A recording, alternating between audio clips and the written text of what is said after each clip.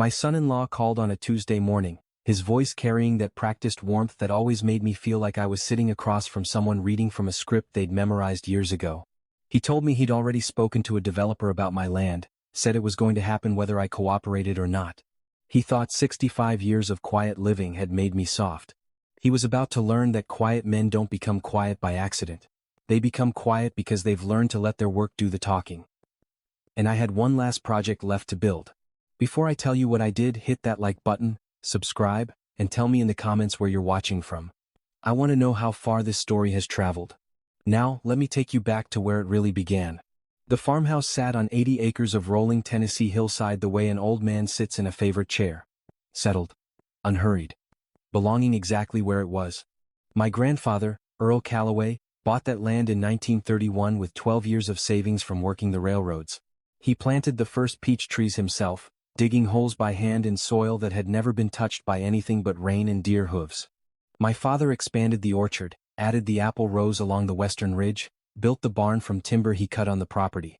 And when I retired 4 years ago from 38 years of civil contracting, I came home to finish what they started. My wife Margaret had always called it the real house. We'd lived in 3 cities across our marriage: Nashville, Atlanta, Knoxville. Following my work, raising our daughter Claire in rented apartments in suburban neighborhoods that all looked the same after a while. But every summer, every Thanksgiving, every Christmas that circumstances allowed, we came back to the farm. Margaret would spend her mornings walking the orchard rows, cataloging the wildflowers that grew between the trees, sketching plants in a worn leather journal she kept on the kitchen windowsill. She had a gift for noticing things other people walked past. The patch of wild ginger near the creek, the pair of red-tailed hawks that nested in the same oak every April without fail. The way the light came through the peach blossoms at 6 in the morning in a way that she said made her believe in something larger than herself. She passed away 2 years before I retired. A stroke, sudden and complete. She was 61 years old and had been planning which fruit trees she wanted to add to the south field. I kept every promise I made at her graveside. I retired on schedule, moved to the farm on schedule, and spent my first year restoring what time had worn down. Re-roofed the barn, replumbed the farmhouse, replaced the rotting fence posts along the lower pasture. Hired 2 local men part-time to bring the orchard back to producing shape. By the second harvest season, we were selling at the county farmers market and to 3 local restaurants. I wasn't getting rich. That was never the point. The point was that the land was alive again, and I was living the retirement Margaret and I had planned together. Just with one empty chair at the kitchen table. I should tell you about my son-in-law. Because understanding him is important to understanding everything that followed. He was a real estate agent. Not a bad one. He had that deliberate, practiced charm, the kind you could feel working on you even when you knew exactly what it was. He drove a truck that was too clean for a man who claimed to love the outdoors. He made eye contact a half-second longer than was natural. My late wife Margaret once told me privately that he reminded her of the salesman who came to the door when she was a girl, the ones her mother would smile at politely while slowly closing the door. He never called me Howard. He called me Chief. The first time I thought it was a joke. By the 100th time, I understood it was his way of acknowledging that I existed without ever quite respecting me. In all the years he'd been married to Claire, he had visited the farm exactly twice. Both times he spent most of the visit on his phone, walking the edges of the property with an expression I couldn't name then, but can name now. He was appraising it. Doing the math the way his kind always does. Acreage times comparable sales per square foot minus development costs equals profit. He wasn't looking at my grandfather's peach trees. He was looking at lots. The first real signal came about 8 months before everything collapsed. Claire called on a Sunday evening and we talked for nearly an hour about ordinary things: her kids, a vacation she was planning, a neighbor's dog. But before she hung up, she mentioned almost as an aside that her husband had been talking to some people about tourism developments going up in the next county.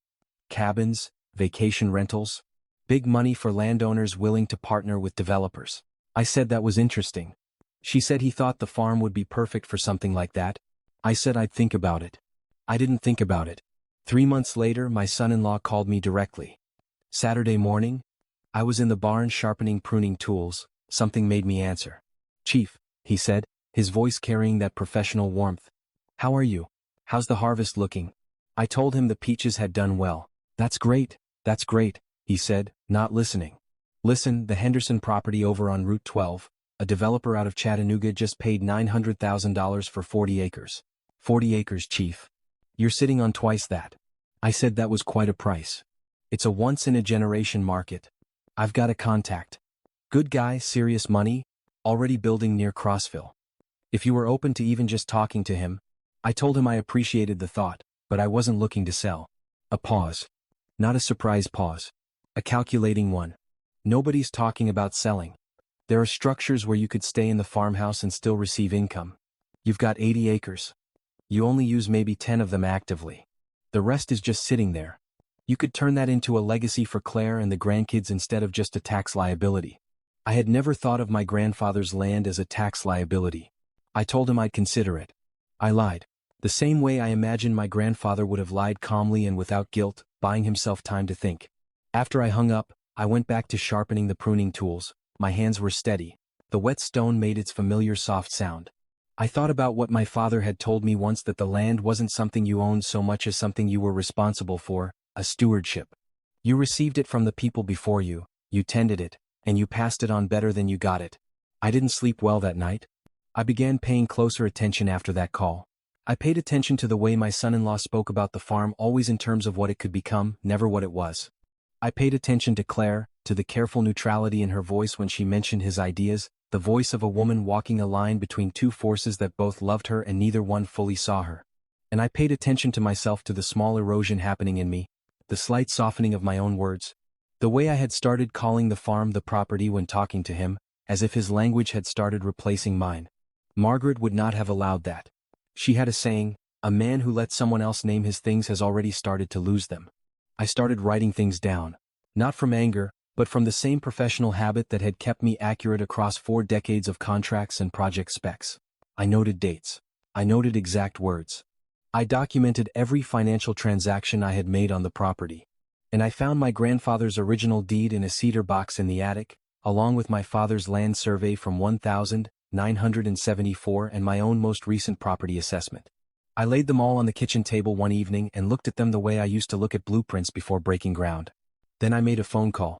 Patricia Okafor was 34 years old and had just been named partner at an environmental law firm in Knoxville. Her father, James Okafor, had been my structural engineer on 3 major projects across 15 years.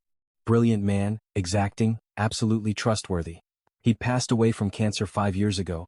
Patricia had his eyes and his precision, and I had watched her from a respectful distance grow into someone her father would have been very proud of.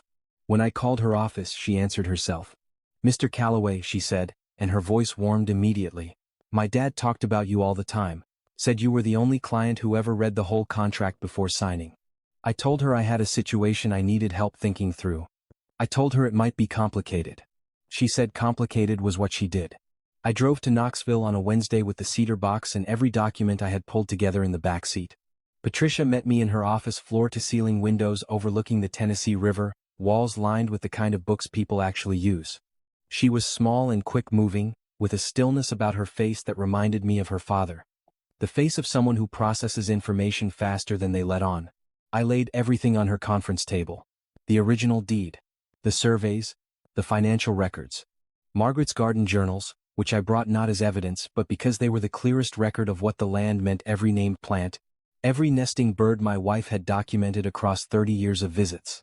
Patricia listened without interrupting. When I finished, she was quiet for a moment. "He hasn't done anything illegal yet," she said.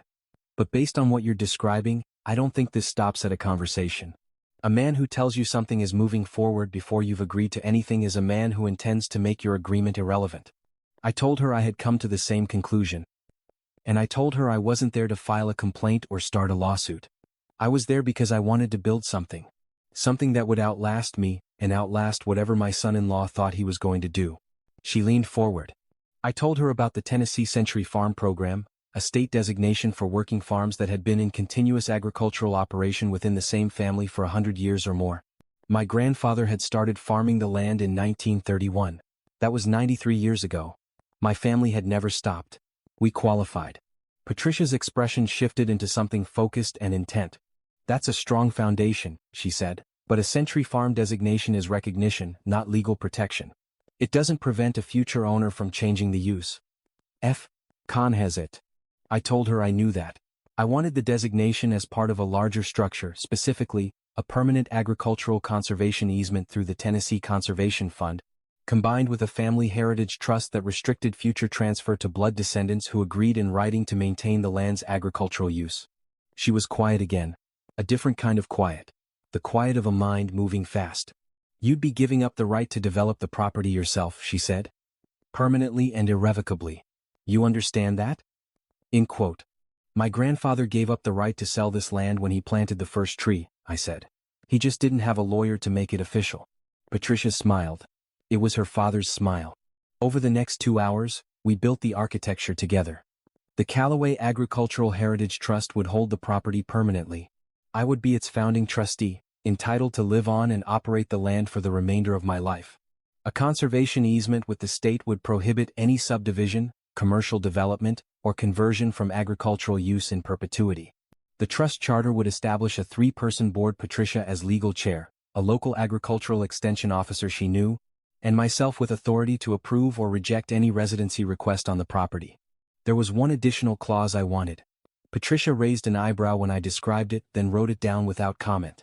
Any individual who wished to reside on the property for longer than 72 hours was required to participate actively and documentably in the operation of the working farm. A minimum of 25 hours per week of labor, orchard maintenance, harvest activities, soil management, irrigation with logs submitted monthly to the board. Non-compliance, as determined by the resident trustee, was grounds for immediate notice to vacate. That's going to create some friction, Patricia said carefully. I expect it will. I said. She looked at me the way her father used to look at me when he understood what I was actually building. Then she picked up her pen. I'll have the initial draft ready in 10 days. And Mr. Callaway, this is the most structurally sound thing I've built in a long time. The following week, my son-in-law called again. His voice had a new quality to it, controlled urgency. The voice of a man who has been waiting for the other person to move and is tired of waiting. Chief, I've got a meeting with the developer on Friday. Marcus Webb. Good guy, been building in this region for 20 years. I'd like you on that call. I told him I wasn't available Friday. Or Saturday. I told him I was going to be busy through the weekend. A pause. Longer than the last one. Howard, he said, and it was the first time in years he had used my actual name. I need you to understand that this opportunity isn't going to wait. Marcus has 3 other parcels he's looking at in this corridor. If we don't move now, this window closes. You're 65 years old. What are you going to do with 80 acres? God. Grow peaches. I said. The silence that followed was not the silence of a man processing an answer. It was the silence of a man deciding how hard to push. I've already had the property assessed, he said finally, his voice dropping into something quieter and less performative, meant to feel more honest. Marcus has seen the survey maps. He's already interested, Howard. At some point the conversation is going to happen whether you're in the room or not. I want you to think carefully about what you just said, I told him. Then I said goodbye and hung up. I stood in the kitchen for a moment, my hands on the counter, looking out the window at the orchard rows. The peach trees were in their summer fullness, leaves dark and heavy. My grandfather had planted the first of them from seedlings he drove 300 miles to buy. At some point, the conversation is going to happen whether you're in the room or not. That sentence told me everything I needed to know. This was no longer a conversation about opportunity. This was a man telling me, in the careful language of someone who had been very politely patient for a long time, that he did not actually need my consent. He had simply been performing a courtesy. I called Patricia that afternoon. She said the draft was nearly ready. I asked if we could move to finalization by end of week. She asked if something had changed. I told her the timeline had accelerated. She said she'd have everything ready by Thursday. On Thursday morning, I drove to Knoxville for the second time. I wore my good shirt, the navy one Margaret had bought me for our 40th anniversary dinner, because some things deserve to be dressed for properly. Patricia was waiting in the conference room with the documents already laid out. 3 stacks, each bound in a dark green cover with gold lettering. The Callaway Agricultural Heritage Trust. She read me the key provisions the way a surgeon describes a procedure, completely, precisely, without softening: the permanent transfer of the property to the trust. The conservation easement with the state. The prohibition on development, subdivision, or change of use. My right of lifetime residency and trusteeship. The board structure. The residency labor requirements. And the final clause: upon my death, trusteeship would transfer only to a direct blood descendant of Earl Callaway, who formally accepted the charter terms and agreed in writing to maintain continuous agricultural operation. If no such descendant accepted within 2 years, The land would transfer to the Tennessee Conservation Fund as a permanent nature and agricultural preserve. I listened to all of it. Then I picked up the pen. My hand was steady. The pen moved across the signature lines the way a plow moves across known ground. Purposeful. Unhurried. Following a line that was already there. I signed 11 pages. The notary stamped them in sequence. Patricia gathered the set with both hands, the way you handle something that matters. "It's done," she said. "I'll file with the county and the state today. By Monday morning, this trust is a matter of public record." I sat in my truck in the parking garage for a few minutes before starting the engine. My daughter called that evening. Her voice had a careful quality to it, the voice of someone who has been told something and isn't sure yet what to do with it. "Dad, Ryan is saying you signed some kind of legal document about the farm?" I did. A pause. "What kind of document?" I told her. "All of it." Calmly, the way I would have explained a project to a client. The trust structure, the conservation easement, the residency requirements, the succession clause. I told her it was irrevocable and already filed. She was quiet for a long time. "Dad," she said finally, "did you do this because of Ryan?" "I did this because of your grandfather," I said. "Ryan just reminded me it was time." Another silence. Then, softly, "The 5 hours a week labor requirement, that's a lot." "It's what the land asks," I said. "It always has been. We just stopped making it official." She didn't say anything for a moment. "Mom would have loved this, wouldn't she?" It wasn't quite a question. "She would have had her journal out before the ink was dry," I said. "Cataloging every plant on the property. Making sure we got the names right." Claire laughed, a short, surprised sound, the kind that catches in the throat when it shows up next to grief. "I'll talk to Ryan," she said. "You don't have to explain anything to him," I said. "The document does that." My son-in-law called the next morning. No chief this time. Just silence on the line for a moment before he spoke. "Howard, I've had my attorney look at this trust. I expected you would. You understand that this eliminates any development value the property had. That was the intention.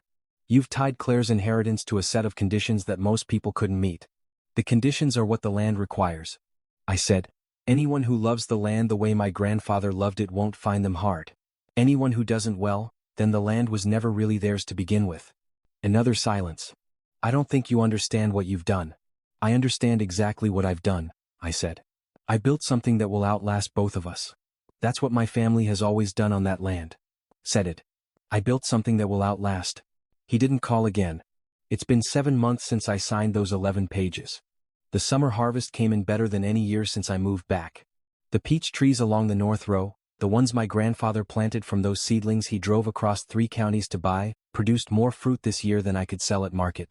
I put up 40 jars of preserves, the same recipe my mother used, the same one her mother taught her. Claire drove out in September with the grandkids. She didn't mention Ryan. She didn't mention the trust or the easement or any of it. She just put on boots and walked the orchard rows with me the way her mother used to, the way I used to walk them with my father, the way my father walked them with his. Her youngest, who is 7, asked me why we didn't just buy peaches at the store. I told him we could. But then we just have peaches. He thought about that for a minute. "What do we have this way?" he asked. I looked at the rows of trees my grandfather planted with his own hands in soil he'd saved 12 years to buy. "Everything else," I said. "Some nights I sit on the porch after dark and look out at the orchard. I think about the phone call that started all of this. My son-in-law's voice, confident and certain, telling me the conversation was going to happen whether I was in the room or not. He was right about that. He just didn't know which conversation. If this story meant something to you, share it with someone who needs to hear it today. Someone who's being told that the thing they've spent their life building isn't worth keeping, that it's just sitting there, just a tax liability, just an old man's stubbornness standing in the way of progress. Tell them that quiet men don't become quiet by accident, and that sometimes the most powerful thing you can build is the thing that makes certain conversations impossible. Hit that like button, leave a comment, and subscribe so you don't miss the next one. I'll see you then.